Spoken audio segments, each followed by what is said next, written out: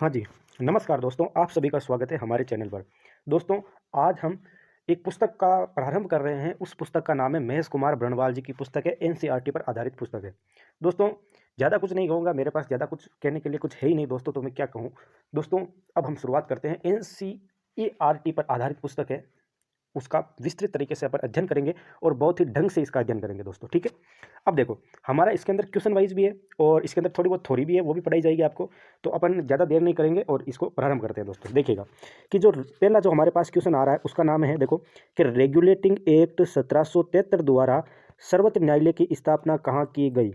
मैं 2 बार पढ़ूंगा एक क्वेश्चन को, आपको आराम से सुनना है और निश्चित होकर ईयरफोन डाल लीजिए अपने कानों में और आराम से सुनिए दोस्तों, कोई टेंशन नहीं है। देखो, रेगुलेटिंग एक्ट 1773 द्वारा सर्वोच्च न्यायालय की स्थापना कहाँ की गई, तब आपको बताना है कलकत्ता में। कहाँ की गई दोस्तों, तब आपको बताना होगा कि कलकत्ता के अंदर रेगुलेटिंग एक्ट द्वारा सर्वोच्च न्यायालय यानी सुप्रीम कोर्ट की स्थापना की गई। ये आपको ध्यान रखना है दोस्तों, कलकत्ता, ठीक है। आपको कलकत्ता याद रहना चाहिए, ठीक है। अब आगे अगला जो क्वेश्चन है हमारे पास वो है, भारतीयों को भारत के प्रशासन में भाग लेने का अधिकार किस अधिनियम द्वारा प्राप्त हुआ। वापस पढ़ रहा हूँ, भारतीयों को भारत के प्रशासन में भाग लेने का अधिकार किस अधिनियम द्वारा प्राप्त हुआ। तो प्रशासन में भाग लेने का अधिकार तब आपको बताना है चार्टर एक्ट। कौन सा एक्ट था दोस्तों, तो ये था चार्टर एक्ट 1833 के द्वारा भारत के प्रशासन में भारतीयों को क्या लेने का अधिकार हुआ, मतलब भाग लेने का अधिकार प्राप्त हुआ। फिर दूसरा क्वेश्चन है कि भारतीय विधान परिषद को, कौन से विधान परिषद, भारतीय विधान परिषद को बजट पर बहस करने की शक्ति किस अधिनियम के द्वारा प्राप्त हुई। तब आपको बताना है भारत परिषद अधिनियम 1892, यानी भारतीय विधान परिषद को बजट पर बहस करने की शक्ति किस अधिनियम के द्वारा प्राप्त हुई। तब आपको बताना भारत परिषद अधिनियम 1892। फिर आगे देखो, फिर आगे क्या है कि केंद्रीय विधानमंडल सर्वप्रथम किस अधिनियम द्वारा द्विसदनीय बनाया गया। केंद्रीय विधानमंडल सर्वप्रथम किस अधिनियम के द्वारा द्विसदनीय बनाया गया। तब आपको बताना है 1919 के भारत शासन अधिनियम के द्वारा केंद्रीय विधानमंडल को द्विसदनीय बनाया गया। अगला क्वेश्चन, भारत के राष्ट्रपति को अध्यादेश निर्गत करने की शक्ति मूलतः किस अधिनियम से प्रेरित है।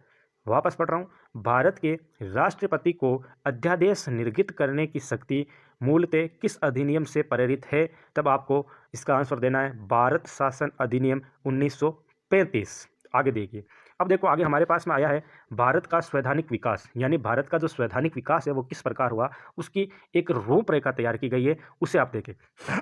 देखें दोस्तों, 1857 की जो क्रांति थी उससे पहले यहाँ पर मतलब कंपनी का अधिकार था भारत पर। उसके बाद में ब्रिटिश क्राउन के अंतर्गत भारत का अधिकार उनके हाथों में आ गया था, ठीक है। तो पहले अपन देखेंगे कि ईस्ट इंडिया कंपनी के अंतर्गत क्या क्या हुआ। तो पहले हुआ रेगुलेटिंग एक्ट 1773 में, फिर पिट्स इंडिया एक्ट कब है, ये है अपने 1784 में। फिर चार्टर एक्ट, इसमें देखो रेगुलेटिंग एक्ट के बाद में 20-20 साल का डिफरेंस है। इसमें कितने कितने साल का डिफरेंस है, 20 साल का डिफरेंस, इसमें 20 साल का डिफरेंस और इसमें भी 20 साल का डिफरेंस। और यहाँ पर एक पिट्स इंडिया एक्ट अलग है, उसको अपन अलग विस्तारित रूप से पढ़ेंगे जब अपन विस्तार क्लास लेंगे दोस्तों। ये केवल और केवल क्वेश्चन पर आधारित हमारी पुस्तक है, ठीक है। तो अब आगे इधर देखो, इधर है ब्रिटिश क्राउन के अंतर्गत भारत शासन अधिनियम 1858। फिर है भारत परिषद अधिनियम 1861, भारत परिषद अधिनियम 1892, भारत परिषद अधिनियम 1909, भारत शासन अधिनियम 1919, भारत शासन अधिनियम 1935, फिर है भारत स्वतंत्रता अधिनियम 1947। ये ब्रिटिश क्राउन के अंतर्गत आते हैं, ठीक है। ये आपको बात ध्यान रखनी है, इसमें याद, इसको अपन विस्तार पढ़ेंगे तब देखेंगे, ठीक है। आगे देखो, आगे है केंद्र में द्वैध शासन व्यवस्था किस अधिनियम के द्वारा लागू की गई। केंद्र के अंदर द्वैध शासन व्यवस्था किस अधिनियम द्वारा लागू की गई। तब आपको बताना है भारत शासन अधिनियम 1935। भारत शासन अधिनियम 1935 के द्वारा केंद्र में द्वैध शासन की व्यवस्था लागू की गई, द्वैध शासन की व्यवस्था लागू की गई, ठीक है। फिर अगला क्वेश्चन क्या है कि ब्रिटिश भारत में किस अधिनियम में संघीय शासन का प्रावधान था। ब्रिटिश भारत में किस अधिनियम में संघीय शासन का प्रावधान था। तब आपको बताना है भारत शासन अधिनियम 1935, ठीक है। आगे हमने एक ऊपर एक क्वेश्चन पढ़ा था, देखो आपको याद आ रहा होगा, केंद्रीय विधानमंडल में, वो केंद्रीय विधानमंडल है और यहाँ पर केंद्र में है, ठीक है, वो विधानमंडल है। और ये थोड़ा सा आपको डिफरेंस याद रखना है दोस्तों, ठीक है। फिर इधर देखो, अब हमारे पास क्वेश्चन क्या है कि अखिल भारतीय संघ स्थापित करने का प्रावधान किस अधिनियम से लिया गया। अखिल भारतीय जो सेवाएं होती है दोस्तों, जो अखिल भारतीय संघ स्थापित करने का प्रावधान किस अधिनियम में किया गया था, तो भारत शासन अधिनियम 1935 में। फिर है, भारत के संविधान में केंद्र और राज्यों के मध्य किया गया शक्तियों का विभाजन भारत सरकार अधिनियम 1935 पर आधारित है। जितनी भी हमारे शक्तियां बांटी गई है, जैसे कि केंद्र में, राज्यों में, ठीक है ना, उन शक्तियों का विभाजन भी भारत सरकार अधिनियम 1935 में है। ये भी आपको ध्यान रखना है, ठीक है। फिर आगे देखो, ये देखो, एक निर्वाचित संविधान सभा द्वारा एक निर्वाचित संविधान सभा द्वारा भारत के संविधान का निर्माण करने का प्रस्ताव किसके द्वारा किया गया था। वापस पुनः प्रश्न पढ़ रहा हूं, एक निर्वाचित संविधान सभा द्वारा भारत के संविधान का निर्माण करने का प्रस्ताव किसके द्वारा किया गया था। तब आपको बताना है क्रिप्स मिशन के द्वारा। फिर अगला क्वेश्चन क्या है कि भारतीय संविधान सभा का गठन किसके अंतर्गत किया गया था। भारतीय संविधान सभा का गठन किसके अंतर्गत किया गया था। तब आपको बताना है कैबिनेट मिशन 1946, कैबिनेट मिशन 1946, ठीक है। फिर है, कैबिनेट मिशन द्वारा प्रस्तुत योजना के अनुसार संविधान सभा में प्रांतों से प्रतिनिधियों का निर्वाचन किस अनुपात में था। यानी जो कैबिनेट मिशन था उसके अनुसार प्रतिनिधियों का जो निर्वाचन है वो किस आधार पर था। तब आपको बताना है कि प्रति 10 लाख, यानी 10 लाख की जनसंख्या पर एक सदस्य। 10 लाख की जनसंख्या पर कितना सदस्य, तो 10 लाख की जनसंख्या पर एक सदस्य, ये आपको बताना है दोस्तों। फिर देखो, अगला देखो, भारतीय संविधान का निर्माण करने वाली संविधान सभा के सदस्यों का चुनाव किसके द्वारा किया गया। यानी भारतीय संविधान का निर्माण करने वाली संविधान सभा के सदस्यों का चुनाव किसके द्वारा किया गया, तो हमें बताना है विभिन्न प्रांतों की विधानसभाओं द्वारा इनका चुनाव किया गया। अब आती है अंतरिम सरकार 1946। इसमें देखो, इसमें जवाहरलाल नेहरू जी जो थे उन्हें राष्ट्रमंडल संबंध तथा विदेशी मामले दिए गए। यानी जो अंतरिम हमारी सरकार बनी उसमें राष्ट्रमंडल संबंधित और विदेशी मामले किसको दिए गए, तो जवाहरलाल नेहरू को दिए गए। सरदार वल्लभ भाई पटेल को गृह सूचना एवं प्रसारण, गृह सूचना एवं प्रसारण किन को दिया गया, तो सरदार वल्लभ भाई पटेल जी को गृह सूचना एवं प्रसारण दिया गया। डॉक्टर राजेंद्र प्रसाद को खाद्य एवं कृषि, डॉक्टर राजेंद्र प्रसाद को खाद्य एवं कृषि।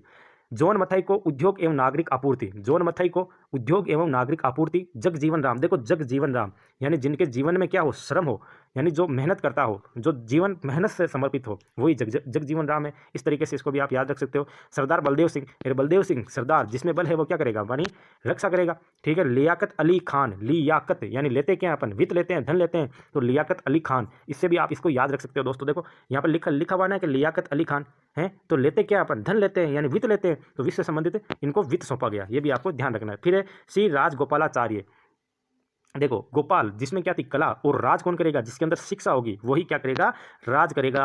यानी जिसमें शिक्षा से परिपूर्ण होगा, जिसमें ज्ञान होगा, वो क्या राज करेगा, ठीक है मित्रों। तो श्री राजगोपालाचारी, शिक्षा एवं कला। एक बार मैं पुनः वापस इसको दोहराने का मेरा मन कर रहा है, तो आपके लिए मैं इसे पुनः दोहरा देता हूँ। जवाहरलाल नेहरू राष्ट्रमंडल संबंध तथा विदेशी मामले, सरदार वल्लभ भाई पटेल गृह सूचना एवं प्रसारण, डॉक्टर राजेंद्र प्रसाद को खाद्य एवं कृषि, जॉन मथाई को उद्योग, ये तो देखो आपको पटेल जी तो आपको गृह, ये तो याद रह जाएगा ना। जवाहरलाल नेहरू ये तो मतलब राष्ट्रमंडल यानी विदेश की इनको अच्छी पकड़ थी, इनको इंग्लिश आती, तो इनको राष्ट्रमंडल में विदेशी मामले देंगे कि नहीं देंगे, देंगे।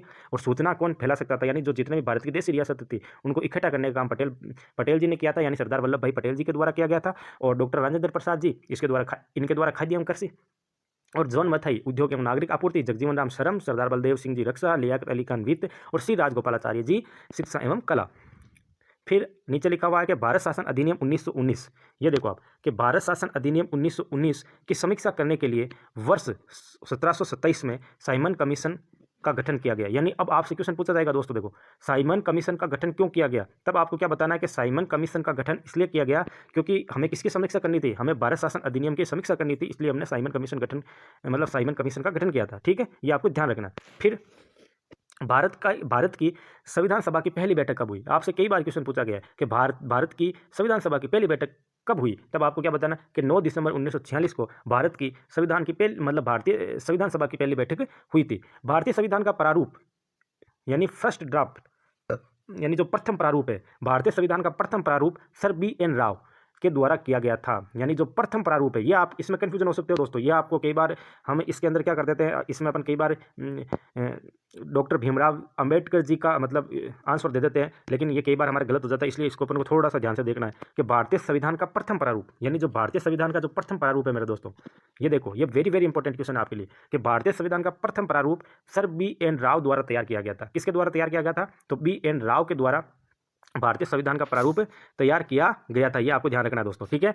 अब आगे देखो, संविधान आगे है कि संविधान सभा का स्थायी अध्यक्ष, संविधान सभा का स्थायी अध्यक्ष कौन है? डॉक्टर राजेंद्र प्रसाद। संविधान सभा का स्थायी अध्यक्ष डॉक्टर राजेंद्र प्रसाद। संविधान सभा में पंडित नेहरू द्वारा उद्देश्य प्रस्ताव कब प्रस्तुत किया गया? तो ये 9 दिसंबर, और जो तीसरी बैठक थी कौन सी थी वो आपको ध्यान रखना है कि ये देखो 13 दिसंबर 1946 को, 13 दिसंबर 1946 को किया गया था। ये आपको ध्यान रखना है। फिर है कि नेहरू द्वारा प्रस्तुत उद्देश्य प्रस्ताव संविधान सभा में कब स्वीकृत किया गया? यानी जो उन्होंने 13 दिसंबर 1946 को उद्देश्य का प्रस्तुत की थी संविधान सभा में, उसको स्वीकृत कब किया गया? तब आपको बताना है कि 22 जनवरी 1947 को उसको क्या कर लिया गया? उसको स्वीकृत कर लिया गया। भारतीय संविधान के निर्माण काल में संविधान सभा में कुल कितने अधिवेशन हुए? तब आपको बताना है कुल अधिवेशन हुए थे 12। कितने अधिवेशन हुए? कुल 12 अधिवेशन हुए थे साहब। फिर अगला है कि भारतीय संविधान के निर्माण में संविधान सभा का कितना समय लगा? तो संविधान सभा को 2 वर्ष 11 माह 18 दिन का समय लगा। कितना? 2 वर्ष 11 माह 18 दिन का समय लगा। भारतीय संविधान सभा के संवैधानिक सलाहकार कौन थे? यानी संवैधानिक सलाहकार कौन थे? तब आपको बताना है BN. Rao. Sir BN. Rao जो थे संवैधानिक सलाहकार थे। ठीक है दोस्तों, ये आपको याद रखना है। कौन थे? Sir BN. राव संवैधानिक सलाहकार थे। ये भी आपको क्या रखना है? ध्यान रखना है। ध्यान क्या रखना है? याद रखना है। फिर है कि भारत की संविधान सभा ने वर्तमान रूप में राष्ट्रीय ध्वज को कब अपनाया? यानी राष्ट्रीय जो ध्वज है अपना तिरंगा, उसको कब अपनाया गया था? तो ये भी 22 जुलाई। ये देखो दोस्तों, इसमें कंफ्यूज हो सकते हो आप। देखो, एक तो नेहरू जी की जो उद्देशिका थी, उसको तो उद्देश्य प्रस्तावना जो थी उसको तो 22 जनवरी, इधर 22 जनवरी है और इधर 22 जुलाई है। देखो दोस्तों, यहाँ पर थोड़ा सा आपको कंफ्यूजन नहीं होना है। उधर 22 जनवरी 1947 है और इधर आपके लिखा हुआ है 22 जुलाई 1947। ये भी आपको ध्यान रखना है, ठीक है। अब आगे है कि संविधान सभा की प्रथम बैठक की अध्यक्षता डॉक्टर सच्चिदानंद सिन्हा ने की थी, और ये डॉक्टर सच्चिदानंद सिन्हा जो थे ये अस्थायी अध्यक्ष थे। क्या थे? अस्थायी अध्यक्ष डॉक्टर सच्चिदानंद सिन्हा, ठीक है। ये आपको ध्यान रखना है। फिर आगे भारत का संविधान कब स्वीकार किया गया? तो 26 नवंबर 1949 को स्वीकार किया गया। और लागू कब किया गया? ये तो बहुत इजी क्वेश्चन है कि लागू कब किया और इसको मतलब स्वीकार कब किया गया। तो 26 नवंबर को स्वीकार किया गया और लागू कब किया गया? 26 जनवरी को, ठीक है। 26 नवंबर 1949 को इसको स्वीकार किया जाता है और लागू 26 जनवरी 1950 को किया जाता है। अब यहाँ पर अपने आगे देखो, आगे लिखा हुआ है संविधान सभा। इसमें क्या लिखा हुआ है कि 9 दिसंबर 1946, यानी कि इसमें लिखा हुआ है कि 9 दिसंबर 1946 को संविधान सभा की प्रथम बैठक हुई, ठीक है, जिसमें डॉक्टर सच्चिदानंद सिन्हा को अस्थायी अध्यक्ष तथा 11 दिसंबर, आगे देखो आगे क्या लिखा हुआ है कि 11 दिसंबर 1946 को डॉक्टर राजेंद्र प्रसाद को स्थायी अध्यक्ष चुना गया गया, स्थायी अध्यक्ष चुन लिया गया। संविधान निर्माण का प्रारंभ 13 दिसंबर 1946 को पंडित जवाहरलाल नेहरू द्वारा प्रस्तुत उद्देश्य प्रस्ताव से हुआ। यानी निर्माण कब हुआ? तो निर्माण 13 दिसंबर से हुआ, लेकिन बैठ के पहले ही हो गई। देखो, एक तो 9 दिसंबर को हो गई, फिर 11 दिसंबर को हुई, जिसके अंदर स्थायी अध्यक्ष चुन लिया गया। जबकि 9 दिसंबर को जो हुई उसके अंदर डॉक्टर सच्चिदानंद सिन्हा को अस्थायी अध्यक्ष के रूप में चुन लिया गया, क्योंकि वो वयोवृद्ध पुरुष थे उस समय। फिर आगे आता है कि मतलब, और इसकी मतलब इसका प्रारंभ कब हो गया, मतलब संविधान को ये मतलब संविधान निर्माण का प्रारंभ कब हो गया? तो ये आपको बताना है कि 13 दिसंबर 1946 को हो गया, जवाहरलाल नेहरू द्वारा उद्देश्य प्रस्ताव से हुआ। फिर है जिसे 22 जनवरी 1947 को सर्वसम्मति से स्वीकार कर लिया गया। यानी कि 22 जनवरी 1947 को सर्वसम्मति द्वारा इसको स्वीकार कर लिया गया। 26 नवंबर 1949 को भारतीय संविधान अंगीकृत किया गया, एडॉप्ट किया गया, जबकि 26 जनवरी 1950 को पूर्णतः लागू कर दिया गया। फिर यहाँ पर एक नीचे, भारतीय संविधान मूलतः 2 भाषाओं हिंदी और, देखो, हिंदी और अंग्रेजी में लिखा गया है, और सभी सदस्यों, ये देखो एक तो थोड़ी सी मिस्टेक होती है, और ये क्या लिखा हुआ है, लिखा गया है और सभी सदस्यों ने इन दोनों प्रतियों पर हस्ताक्षर किए हैं। यानी जो भारतीय संविधान है वो 2 भाषाओं में लिखा गया है, और ये जो दोनों प्रतियां हैं ना इसकी, हिंदी और इंग्लिश वाली, इन दोनों पर सभी जो सदस्य हैं उन्होंने हस्ताक्षर किए हैं। फिर इधर देखो, 26 नवंबर 1949 को भारतीय संविधान किसके द्वारा अधिनियमित किया गया? यह संविधान सभा द्वारा अधिनियमित किया गया, ठीक है। फिर जन गण मन को भारत के राष्ट्रगान के रूप में कब अपनाया गया? तो ये 24 जनवरी 1950 को अपनाया गया। यानी जो जन गण मन है इसको 24 जनवरी 1950 को अपनाया गया। भारत सरकार द्वारा अशोक स्तंभ को राष्ट्रीय चिन्ह के रूप में कब अंगीकृत किया गया? भारत सरकार द्वारा अशोक स्तंभ को राष्ट्रीय चिन्ह के रूप में कब अंगीकृत किया गया? तब क्या बताना है कि 26 जनवरी 1950 को अशोक स्तंभ को राष्ट्रीय चिन्ह के रूप में अंगीकृत किया गया। अगला है संविधान सभा की सलाहकार समिति। जो संविधान सभा की सलाहकार समिति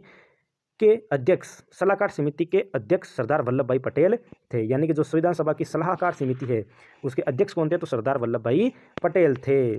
फिर है संविधान सभा की झंडा समिति के अध्यक्ष कौन थे? यानी जो झंडा समिति थी उसके अध्यक्ष कौन थे? तब आपको बताना डॉक्टर राजेंद्र प्रसाद जी थे। फिर यहाँ पर कुछ प्रमुख समितियाँ एवं उनके अध्यक्ष हैं, उसकी भी बात कर लेनी चाहिए हमें। तो देखिएगा दोस्तों, संघ शक्ति समिति कौन सी है? संघ शक्ति समिति। इसके जो अध्यक्ष हैं वो पंडित जवाहरलाल नेहरू है।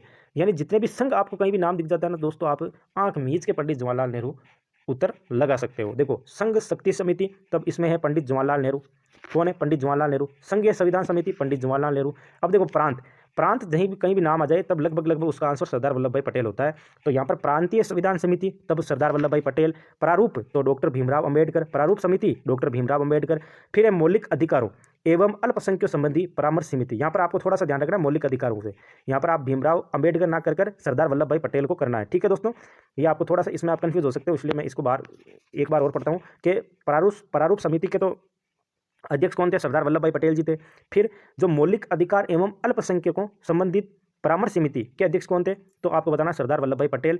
फिर है प्रक्रिया नियम समिति। प्रक्रिया नियम समिति के कौन है? तो डॉक्टर राजेंद्र प्रसाद है। कौन है? डॉक्टर राजेंद्र प्रसाद है। राज्यों के लिए समिति, राज्यों के लिए समिति, ये यहाँ पर भी आप कंफ्यूज हो सकते हो कि राज्य नाम आ रहा है तो अपन सरदार वल्लभ भाई पटेल कर दे, लेकिन नहीं, पंडित जवाहरलाल नेहरू करना है। संचालन समिति, संचालन कौन करेगा? डॉक्टर राजेंद्र प्रसाद जी करेंगे। ठीक है, फिर आगे देखो, संविधान सभा के कार्यों से संबंधित समिति, यानी जितने भी कार्य हैं उनसे संबंधित जो समिति है उसके अध्यक्ष कौन थे? तब आपको बताना है जी.वी. मावलंकर। कौन थे? जी.वी. मावलंकर जी थे। कौन थे दोस्तों? तब आपको बताना है कि जी.वी. मावलंकर थे। कौन थे? तब आपको बताना है जी.वी. मावलंकर जी थे। ये देखो, ये रहा क्वेश्चन। फिर देखो आगे देखते हैं कि डॉक्टर B.R. अम्बेडकर की अध्यक्षता में संविधान सभा की प्रारूप समिति में 6 सदस्य थे। यानी जो प्रारूप समिति थी उसके 6 सदस्य थे। अध्यक्ष कौन थे? तो डॉक्टर भीमराव अंबेडकर जी थे। कौन कौन सदस्य थे? तो देखो, एक सदस्य जी का नाम क्या है? इधर देखो, एन गोपाल स्वामी अयंगर। कौन है? एन गोपाल स्वामी अयंगर। फिर डॉक्टर के मुंशी। फिर B.A. मित्रा। बाद में इनके स्थान पर एन माधवराव भी आ गए थे। अलादी कृष्ण स्वामी अय्यर, सैयद मोहम्मद सादुल्ला तथा D.P. खेतान। बाद में इनकी जगह T.T. कृष्णामाचारी आ गए थे। एक बार मैं पुनः बोल रहा हूँ, 6 सदस्य कौन है? एन गोपाला स्वामी अयंगर, डॉक्टर के मुंशी, B.A. मित्रा, इनके स्थान पर माधवराव आए थे। अलादी कृष्णा स्वामी